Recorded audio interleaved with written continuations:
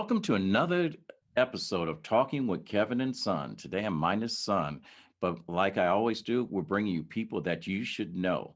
Through the power of story, our mission is to uplift, inspire through the power of stories and experience and perspectives using the framework of teaching, learning, and modeling.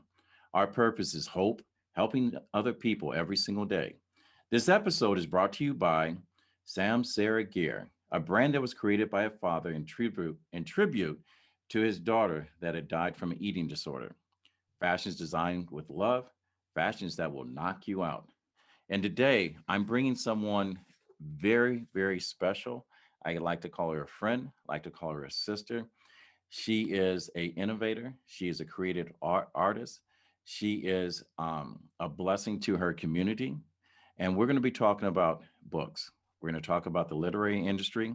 We're going to talk about the awards that she has and some of the questions that you may be wanting to ask. I'm hoping that we cover those questions. And I want to introduce you to my guest, you know, coming all the way, I think it's from Indiana, I believe. Yes, it is. Miss Gary, Gina. Indiana. All right, Gary, Indiana, home of the Jackson That's Five, right. and so many other talented people. Um, Miss Gina Gadson, author. Absolutely. All right, welcome to Talking with WIT Kevin and Son. How you doing, Queen? I am doing awesome, truly blessed. I want to thank you for having me on. It is an honor and a pleasure. And it's a beautiful day. It's a beautiful day here in Gary, Indiana. Well, like my sister, my oldest sister Daria always says, any day above ground is a good day. That's a Right. good saying. All right. Miss Gatson. I'm gonna the last time I'm gonna say Miss Gatson because I grew up in a Southern family, so I grew up in a military family, so that's just part of the my upbringing. But you and I have something in common. We're both authors, and Yes. you have a book series, I believe. Can you Yes. tell me a little bit about that so people get to know who you are and what you do? Yes, I do have a book series, Alpha's Adventure, and there are 5 books in the series. These are children books and they are learning books. So basically, Alpha's Adventure series teaches children how taking a letter out of a word changes the meaning. So they're having fun as they learn and they go on the adventure with Alpha and Foxy the letter bandit. Foxy steals the letter out of the word, and it's up to Alpha to get that letter back so that we can stop all the chaos in Smartsville. That's all right. That's all right. And you said it's a series of 5 books. Correct. What's the first book? How does it open up? The first book is Alpha's Adventure at School. And each Alpha's Adventure book has a different setting, and each book has a different word that changes the whole outlook of Smartsville, which is where the children are. This is where the setting is. And Foxy the Letter Bandit comes to the schoolroom while the children are out playing and steals the letter out of house and changes house into the word holes. So now, instead of all the people in Smartsville living in a house, they now live on a hose. So can you imagine how chaotic that is? Yes, yes, yes. And does that series continue to go as the letters start to change? The series, each book has a different setting and a different series. So you don't have to read one book to know what's happening in the next. Hmm. Each book has its own story, its own adventure. Right. Can you don't by any chance, and I'm going to say this because I know you're already prepared. Do you have any of those books at hand with you that you can show our listeners and our viewers? Because we are going audio and video. Do you happen to have it? Please say yes. I don't have it by hand, but I have it in the next room. Shame, shame, I know. shame on you. Because I know. part of the conversation that I want to have with you, because we've had this conversation because COVID um, opened the doors to a lot of our dreams. And Yes. it was an Yes. exclamation point on the life that we thought we were living, and we discovered we weren't living. And part of the conversation, when people find out that I'm an author, and I'm pretty sure you get the same conversation, you Mm-hmm. always hear people say, I've always wanted to write a book, but I don't know Yes. how. Yes. All the time. When you hear that, because I know what I say, but I don't get a chance to ask this question on air to a lot of other authors, but what do you tell someone that wants to join this dream world that we're in? I say do it. Do it. Just do it. And a lot of times I hear a lot of different excuses, a lot of different reasons. I'm not going to say excuses, but a lot of different reasons why they can't. And I'm going to say that I am so blessed and proud to say that many people that I have said to do it and pushed and continued to stay in their ear, that they did it. And they are so grateful that they did it, because you don't realize when you're writing, unless if you when that first book, when you're writing that first book, you do not realize the impact that that book will have on other people until it's out there. So you're thinking you're just writing a book, or you're putting your thoughts or your words on paper, but it's a whole lot more to it. It's a bigger word out there than just words on a piece of paper. And those words can affect a lot of people that you don't even realize that it can affect. And so that's why I push those individuals and I stay in their ear and I say, keep doing it, keep doing it. And when they do it and that book gets published and so many people buy it or come and tell them, hey, this is a great book, it's a wonderful feeling. But Miss Gina, I have this great story, and everyone tells me I should write a book, but I don't know where to start. Miss Gina, tell me, where do I start? Just start by just writing down your thoughts. It does not have to make sense at the time that you're writing it down. That'll come later. Just write down your thoughts. I have been on the bus or the train and something came to mind and I typed it up in my phone, or I wrote it on a sticky note. And then once you get all of those thoughts down that you want in that book, then you can start putting everything together. But just getting the words on paper and getting the thoughts out of your head, that's the first step. All right, is that how you started Alpha Adventures? I started, I'm going to tell you, I had no thoughts of being an author. It was not something that, I was growing up saying, I want to write a book. I never had that thought to write a book.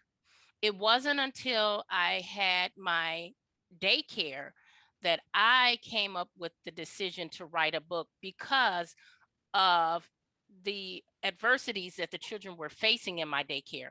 I had two small children in elementary school who could not read. And so they were being pushed through the system. One was in the fifth grade, one was in the third grade, and they weren't getting any help. So I saw them as two individuals that would graduate from high school that would not be able to read. And what does that lead to? It leads to not being able to get a job. It leads to crime. It leads to a lot of negative things. And so I didn't want to see that happen, at least under my care. I didn't want to see that happen. So I took the time out and I taught them how to read. And so that's where Alpha's Adventure bloomed. I just wanted to reach the masses. I started with the two children, but I wanted to reach a larger amount of children that I could impact in that way. And I think about when I was growing up, and I just had the desire. There were certain books that I would run to the library every day after school, and I would read those books. And one of them was a series called Harry the Dirty Dog.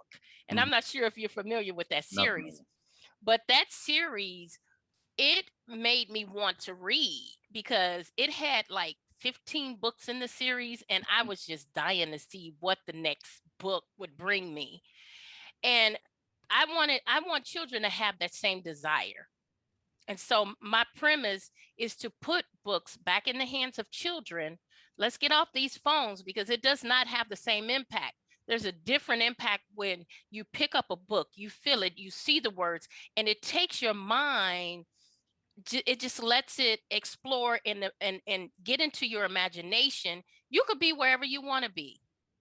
You can have, you can, it can take you out of whatever problems, negativity that you're feeling, it could take you to the moon. It could take you to Spain. It could take you to Italy. It could take you to the best ice cream parlor you ever had. Mm. Is what you want to make it. And that's what books do for you. And so I want children to feel that experience. All right. What's the age range of your books? It ranged from 2 years old to 7. All And I right. do have a copy here. I wasn't thinking because I keep everything on my laptop. All And right. so if you don't mind, I can actually share with you the Alpha's Adventure book.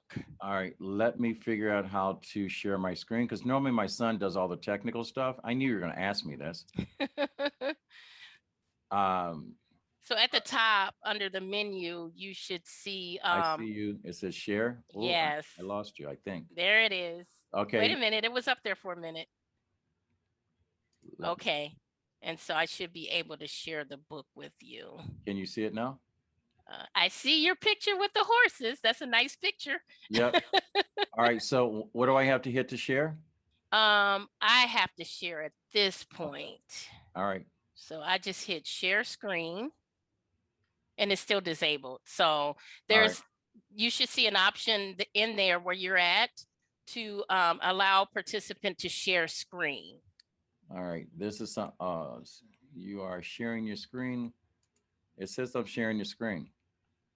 All right. This is something I didn't want to do while we're going Well, through. you won't be the one sharing. Well, yeah, you won't be the one sharing, but that's okay. We don't have to going through the technical difficulties and cause issues. All right. Now I got to figure out how to get back to where I was at. This is something I didn't want to So do. at the very top, you're gonna see you're sharing your screen. Just All click right. on I that. got it. There you All go. right. There All you go. right. Let me go back to this. That's going to have to be edited out. But anyway, the reason why I asked you that question is because when people ask me that, and you brought up a couple of things when you said that how important literacy is. I Hmm. almost made it through college without being able to formally read or write. If anyone had told me that I would be a three-time published author and that I would be part of the statistic and the system that you had brought up, I would have said, "Hell no, it's not going to happen." Hmm. And that's the reason why having other people influence you, and that's why I'm going to ask who is the influence that kept you on track, that set you on the course to write this book with purpose. Where there were two individuals. The first being my late husband. He passed away in 2013 from stage 4 cancer. And he really influenced me. So initially, when I decided write write, and back when the story from the daycare, it was just an idea. I did not start at that point. It was just the beginning of an idea. And initially, it was not going to be a dog. It was going to be a little girl with a cape on, flying around the world, saving our vocabulary. All right. That was the first thought. So it wasn't until about 5 years later that I actually moved on the thought and I decided I was going to write the book, write these types of books, learning books. But as life changed, my storyline changed as well. I came home one day from work and my late husband said, "Hey, let's go. We're going somewhere." And I said, "Well, where are we going?" And he said, "Well, we're gonna go see a man about a dog." And you know that old cliche. Mm-hmm. I thought it was the old cliche, but we actually went to see a man about a dog. Yeah. And so we came back home with a pit, American pit, All the right. cutest little I thing. He love those was dogs. about, yeah, he was about Love those 10 dogs. weeks old.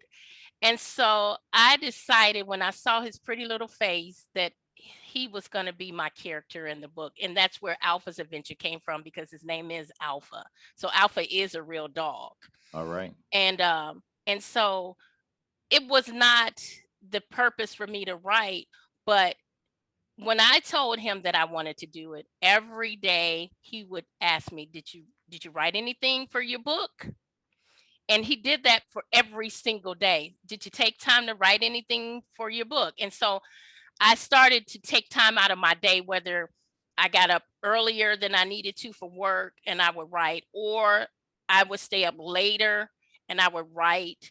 And so I decided I'm going to write my 5 books before I get others involved, before I get the illustrator, before I get a publisher, before I get anyone else. I just did not want to have the deadlines that I know that I would have had if I just put the book out, one book out, and then I'm going to write the next one.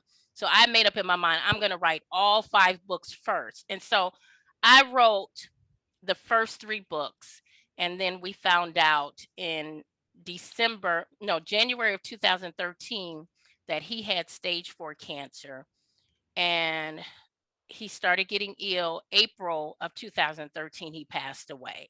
I'm sorry for your loss. Thank you. And so with all the traumatic things going on in my life, we were married for 17 years. And so it was very devastating. And he was my best friend. And so I put everything on the shelf. I put the books on the shelf. I stopped writing. I didn't do anything with the books. And then 3 years later, I met my current fiance who did the same thing. He kept pushing me when I told him, I'm writing these books and, I got to finish them. And he kept saying, hey, did you finish the next book? And so I picked them back up. I dusted them off and I picked them back up and I wrote the last 2 books. And then I reached out to my illustrator. Not my illustrator, I'm sorry, but I reached out to a publisher. And I'm new in this industry now. I haven't published not one book at this point. I've only written these 5 books. And I don't know which direction to go in. I don't know what to do next. But I did know that I needed to publish my books, and I didn't know how to do that. And I didn't have anyone to tell me. And so I started researching publishers. I talked to a few people. I wasn't really impressed, and I kept looking. And then I ran across my publisher. Her name is Rhonda Knight Publishing from Atlanta, Georgia. And I researched her. I read her background. She had books of her own. She had done a lot of different things in the literary world. And I ordered her book and I read her book, and it hit me just like God had hit me through my heart. And even before I spoke to her, even before I called her, and even before she knew my name, I called my 2 best friends and I said, I found my publisher. And that's why I want to go with the, for those of you that are riding along, have just pulled into Starbucks and has just pulled in and you know um, clicked on the link in order to listen to this interview. We're talking about books. We're going to talk about the process, which Miss Gadson is going through, and I'm going to kind of share some of my experiences too. But the first thing she said is that you've got to have a story to tell. All right. Then the other thing is you've got to make sure that whatever you're writing, you've got to be committed that the story you have to tell is going to make a difference in at least one person's life. All right. You Hmm. don't have to write a bestseller, but you have to be committed that you have something that you've experienced yourself that you want to make sure that no one else experience or you want them to experience that will move them on. Don't Yes. worry about being published when you start writing. Put pen to paper. Every book starts with the first sentence and it also ends the second sentence. Different writers have a different process. But one of the things that Miss Gatson said, Miss Gina just said, the first thing she did is like anything else in life. If you really and truly want something to happen, it doesn't manifest by itself. You have to put it out there and have someone else hold you accountable every single day. If you listen Yes. to her story, first couple of times she had she had her first husband that held her accountable. She went through a process, and that's what life hands you. Life is hard. Hmm. And then God blessed her with another messenger. He only sends the strongest warriors into battle. And he knew that Miss Gatson had a story to tell, and he made sure he um, got the message. And she finished her book. There's a couple options.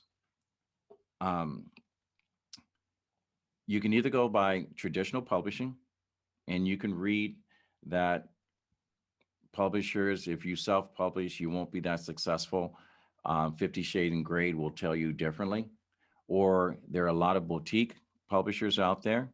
that will get your book out there. And there are a lot of self-publishing out there, depends on what your budget, what your timeline in, and what your story. The one thing that you've always got to realize when going through a traditional publisher, your query letter that you send in is subject to someone either looking for a book like yours. And I will tell you, I've written a great book and it's getting great traction. And I've had two major publishing houses, Random House and St. Martin's, that published my book. And one told me that, great book, but you're not famous. Come back to me when you get famous. All right. My Christmas story, my home publisher told me that, the world's not quite ready for this type of story. And I'm going, look, it's a Christmas novel. What's not ready for it? My character's a little different. If you have a dream and you have a goal, don't let anyone steal your dream. Stay focused on it. Surround yourself with people that will hold you accountable, the same way Miss Gadson did. Now, you also have taken that book and that book series, and there's something about March Madness that kind of pops into my head, but there's a book in between it. It has nothing to do with basketball, but I know your name is associated with it. Um, you want to kind of enlighten our listeners to what um, March Book Madness is all about? Sounds Yes. crazy. Come on. March Book Madness is a event that I put on every year up until COVID, at different venues that is for African American authors. And this is a very difficult thing to do because just like Random House told you you're not famous, come back when we know your name, your household name. That's exactly what you get when you're trying to put on an event with all African American authors. And so it was a very, very hard process. I went through a lot to get the authors at the Southlake Mall, which is located in Merrillville, Indiana. It's one of the largest malls in the area. It's an indoor mall. And it started off going very well. But in the beginning, I was working with an African American representative there. And she was very excited to have something like this in the mall because they never had an event like this before. And so it was exciting to her. But as we worked through the process, about maybe 3 or 4 months down the line, she was gone. And I was not able to speak with anyone. The contract had been discussed. She had drew up the contract and sent it to me. It had not been signed yet, but we had discussed all the details of how March Book Madness would look. And so when she left, I had difficulties reaching someone to pick up where she left off. Well, finally someone did get back with me and I was told, "Well, we don't want this event there." And I couldn't understand why. I said, "Well, it was very exciting in the beginning. I'm not sure what happened." And so, to make a long story short, there were difficulties that I faced, and then they went up on the fee to rent the venue, and I'm not one to give up. When I say keep pushing and keep pushing, I got in my car and I drove to their corporate office, which was an hour and a half away, to speak to someone to explain to me why this event could not happen. There were just certain questions that the people that took over were asking, such as the names of my authors, what were their race, where are they from? And so it kind of seemed kind of racist to me. There was a little racist underlying there because I'm wondering, and I blatantly asked, I said, why do you need this information? Is it because the authors are Black? And I never got a straight answer. But when I did go to the corporate office, things changed at that point. That the corporate office made sure that we had our event there. And it was a good event. It was something that the people in the mall kept asking, would we be back? Could we come back? But I did not do another event there because of the the difficulties that I faced. None of the authors ever knew what I was going through to get them there. And they were very excited to be in a venue like that. You're talking a mall, a huge mall with hundreds of stores and thousands of people that come through there. And so they were excited to be in a venue like that. And it was the first time for everything. The first time the Southlake Mall had ever had an event like that, the first time someone had brought all African American authors together like that. And so it was very exciting to everyone. And it was a huge success. Congratulations for your tenacity in doing that. Thank you. Um, I like. Are you going to do an event at a different location like this ever again? Well, I'm not sure. Anything I do, I pray on it and I wait for God to tell me to move on it. And that's why a lot of the successes have come in right Hold on now. for a second. Excuse me. Phone call. Oh Lord, thank you. He said, "Get going." I've got God on speed dial right now You got because God on speed dial. I am going to tell you. All right, tomorrow's not guaranteed. That's All true. right. And the fact that you're in the presence of one of his disciples, he is already sending you the message, because the big thing that we have going against us as people of color that are in the literacy the literary world is that we're not getting the recognition, and people fail to realize. And I'm going to say this to my listeners, because I have listeners of all racial backgrounds and different biases, is that every single book, without seeing the picture of the author when you're reading the words, are printed the same way. You Yes. know, the paper is white, the letters are black. The Mhm. stories take you to places that you've never been. The stories answer questions that you've asked yourself or put you in situations that make you uncomfortable until you are comfortable. We're in a world right now when I hear a child tells me, "Oh, I'm yet to find I don't love reading." All I can say to that child is that child has not found a book they fell in love to read. All right. I don't remember who the famous person that quoted that, but that's true. Because my first book, I've read textbook after textbook, and I can't remember one book. But my first book that I ever read was How to Win Friends and Influence People. And ever since Mm. then, I realized that, the words that he said in that book, I did naturally. I was only in eighth grade.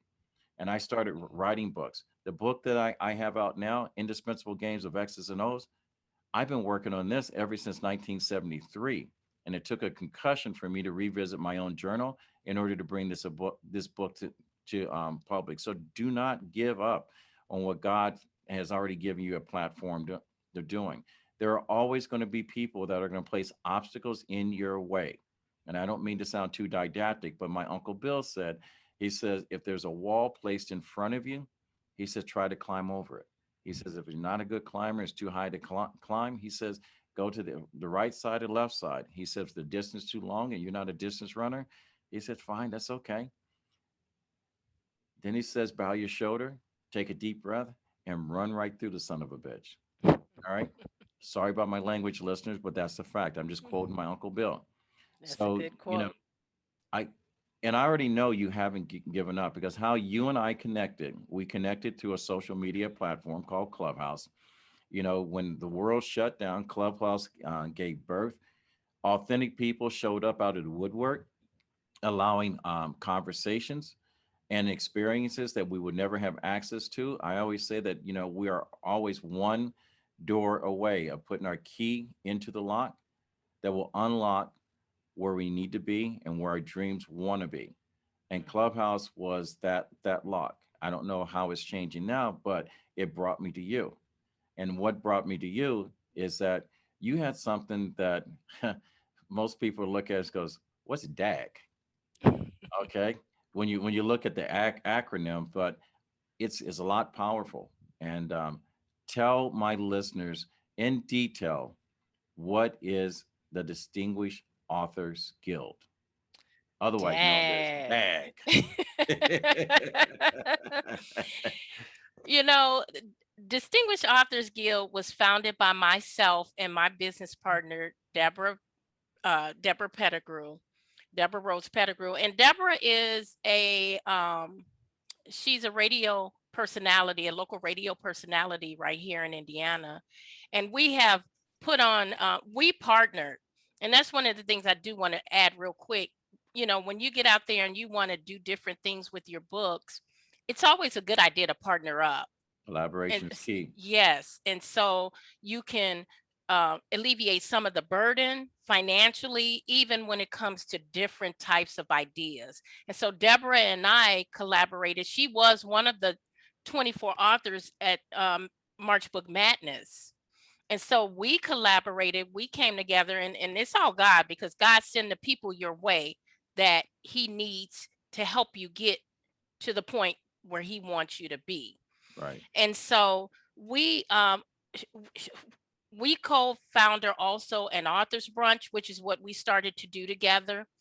She had already been 6 years in with the author's brunch, but she brought me in for year 7 and in year 8, and this year is year 9.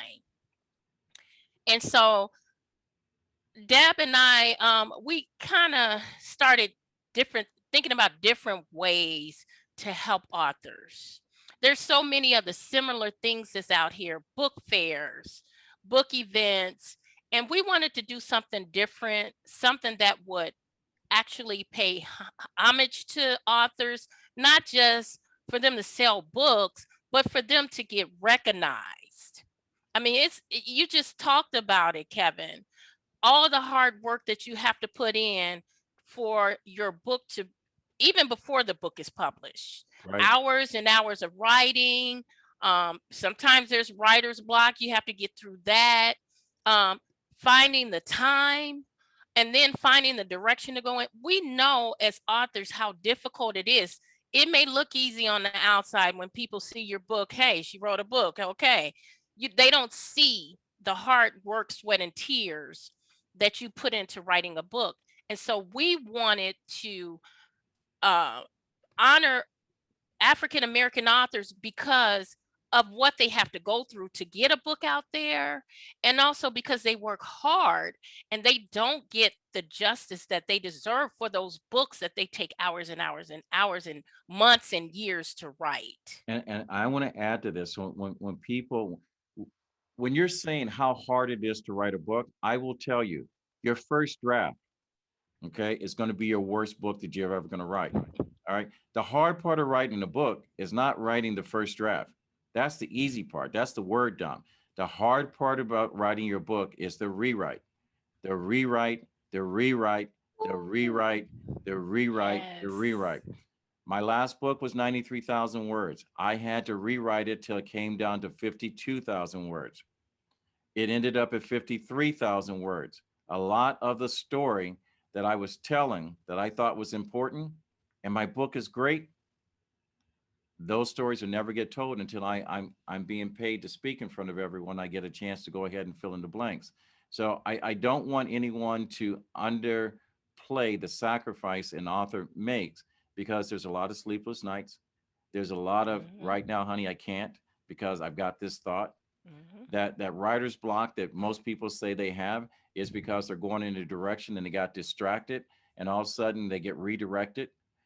um, and then when you go to a traditional publisher and you got an editor, you're subject to the interpretation and perception of what you wrote and how they're interpreting what you wrote and how it's going to be filled in. I always tell every writer, don't worry about spell check, don't worry about punctuation or whatever, get your story out.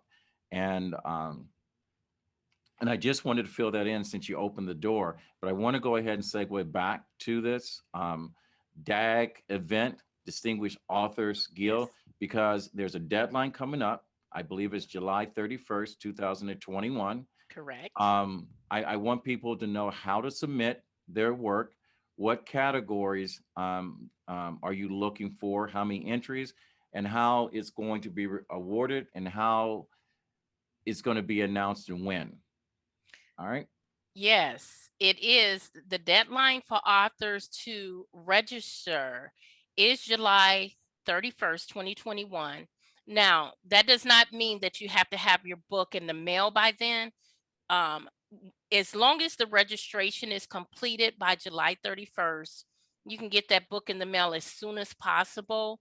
you submit your published book. It has to be a published book to our review committee in order to enter the win. Is ebooks considered? Nominations, pardon me? Ebooks considered? Ebooks are considered. This All is right. the first year we actually received an ebook.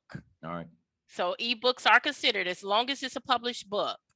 Nominations are based on creativity, packaging, and the ability to captivate the audience. So it's the whole package. We're talking about award-winning books here. And so we do look for things such as punctuation.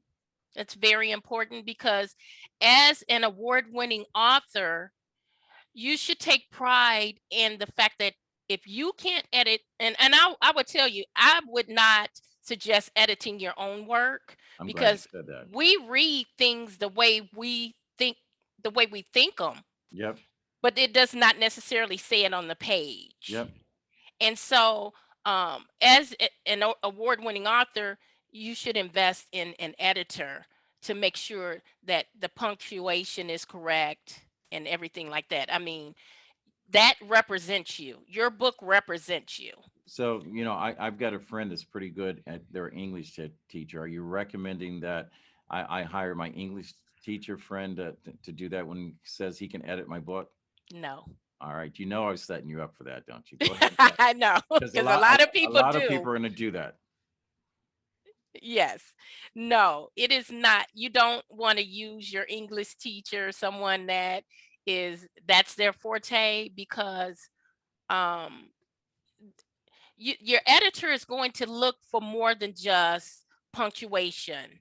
They're going to look at if it flows properly, if it makes sense as they're reading it.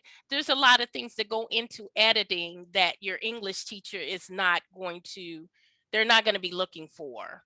And so again, I suggest that if you don't, even if you self-publish, I suggest that you pay an editor to review your book, review it before it's published, so that it is done professionally. And how do I find those people? And how much are you? I mean, because everyone's got a hustle out there. High end number, low end number. How do I find these people, and what do I pay? Well, I'm gonna tell you, my publisher did my editing, so Mm. she's an editor and a publisher. I don't think I was on the high end. As a matter of fact, I know I wasn't on the high end. I actually paid my first book. I paid 2,500 for the publishing, Mm-hmm. and I think that's on the low end. I And I do agree. know that it's comparable in the industry because I did speak with several people before I made a decision. But because I let her publish and edit all five of my books, I ended up paying $5,000 for all five books. All right. And the reason why I asked that for my listeners, because just like any other business, if you want something to be successful, you want, because writing a book, you are in business for yourself. And Mhm. I will be the first to tell you that 98% of every published author probably doesn't make a dime, and some of us just break even on it. But we don't write our books for profit. We write our books because we believe we have something to say. I will Yes. say this: do your due diligence. Not everyone that claims to be a book editor is actually a book editor. There's a difference. Mhm. Look, do your due diligence. Make sure that they've actually worked for someone. Find out if you can contact that person to find out the work they had to do. If they don't have good references, do not use them. And the other thing that I will also tell you is find an editor that understands your voice. Thank you. All right. So That is I know you're going to important. say that I was reading that in your mind. See, I got that psychic thing going. Got that So kinetics going so on. let me make sure I've got this right. All right. And I'm going to let you give how to contact you. Deadline for entry for this is July 31st, 2020. You do not have to have your book in the system on that day, but you have to register. You can go to, how do we get registered? You may go to Distinguished Authors Guild Facebook page. The registration link is there. Or you may contact me at Distinguished Authors Guild 1 at gmail.com. I can send the information to you. A lot of authors that are registering do reach out to me for with different questions, or sometimes they want to see the link for the show last year. That's available as well. So again, Distinguished Authors Guild Facebook page, or you may email me at distinguishedauthorsguild1@gmail.com. I'll be happy to assist you. And there's 30 categories that your book can fall into, and there's 10 awards. Am I correct? There are 10 categories, All right. 10 genres. There All are right. 10 genres that your book can fall into. And sometimes authors don't know which category their book fits into. Our readers will determine that, because sometimes they may put it in nonfiction and it's a bio, so they will put it in the correct category. We do have the readers who look for those different things that I mentioned earlier.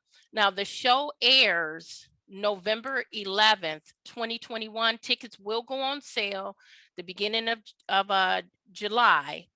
And you can either purchase the VIP gala and the award show, or you can purchase tickets to just the award show. So there'll be two options for you. The VIP gala is more like a networking. We get the authors, all the authors that are nominated are invited to attend the VIP gala and the award show free of charge, along with one guest. And they're able to, and everything is virtual, just so people know. I get that question all the time. It is virtual.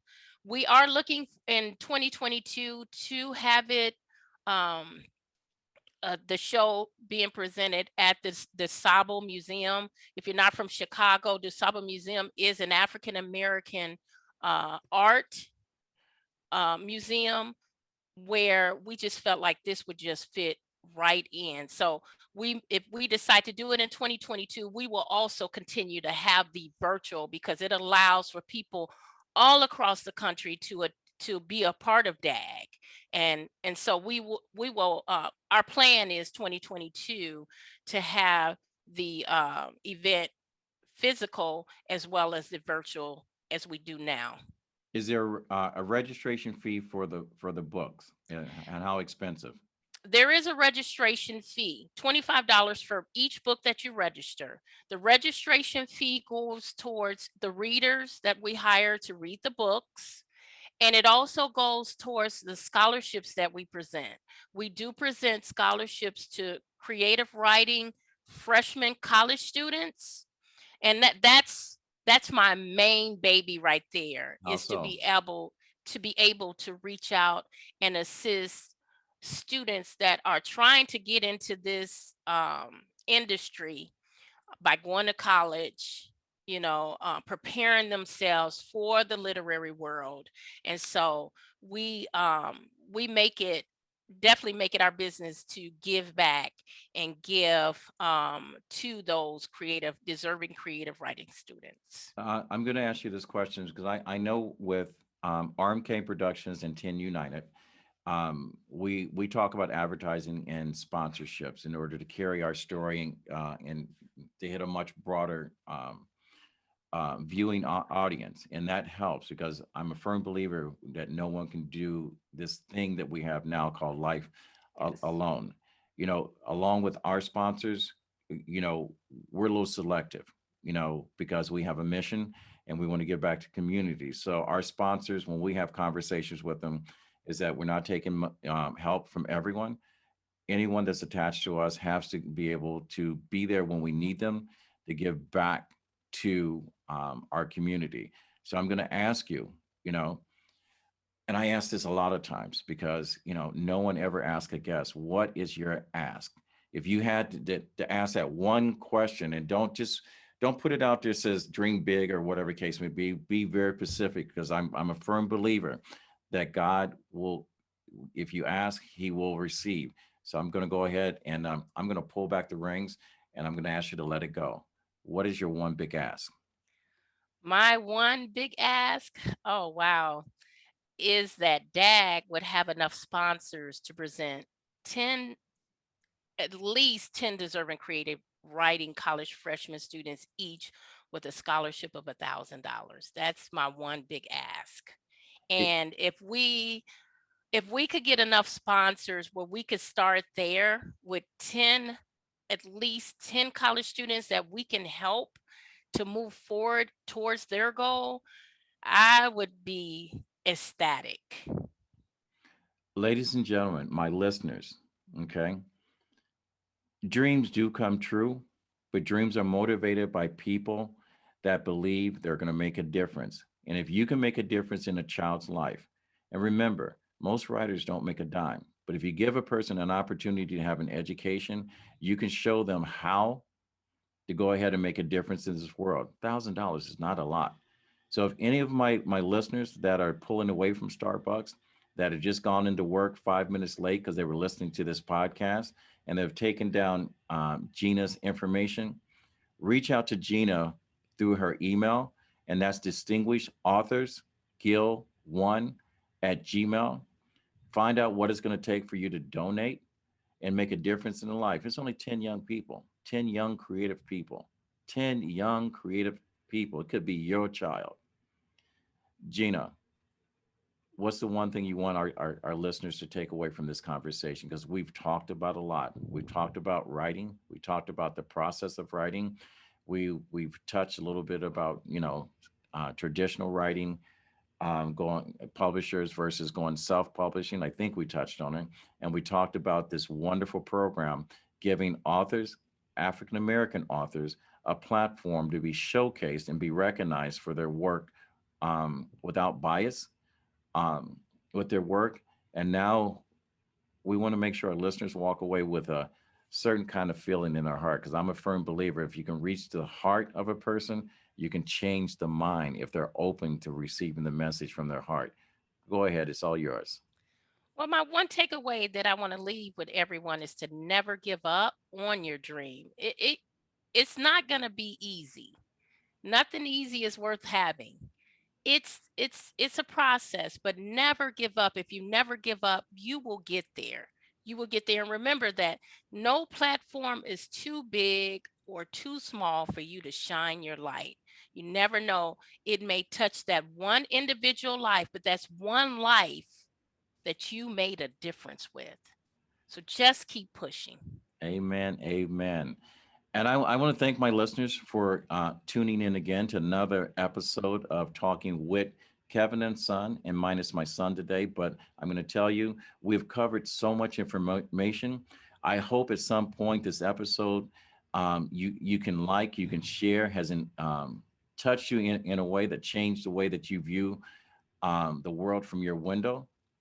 If you have not followed us, I would ask you to like, share this episode, subscribe to either RMK Productions or Talking Wit, WIT, Kevin and Son. Our web address is www.rmkproductions.com or talkingwithkevinandson.com. This episode was brought to you by Sam Sarah Gear, the Fashions Design with Love. Website www.samsarahgear.com. Along with this episode, there's a promotional code, and I'm going to spell it out: CICADA. In addition to the 10% you get when you buy an item, there's another 20%, I think it's 20%, that's being donated to a Heart of Your Body Trust, which is a nonprofit that Mr. Frank Rappaport has created for people that are recovering from eating disorders. If you have any questions, please email us. We'll get back to you. And I just want to thank you, Miss Gadson, my friend Gina, author, entrepreneur, change maker, difference maker, inspirational speaker, just a damn good person. I want to thank you for coming. We appreciate all our loyal fans for listening to this. I want you to find 1,000 reasons to be kind to someone. As my grandfather always said, when you get to a position you can help someone, he says it is your duty. So I'm going to say, reach one, teach one, turn your turmoils into triumphs. Fade to black, and we're out. Thank you. Thank you.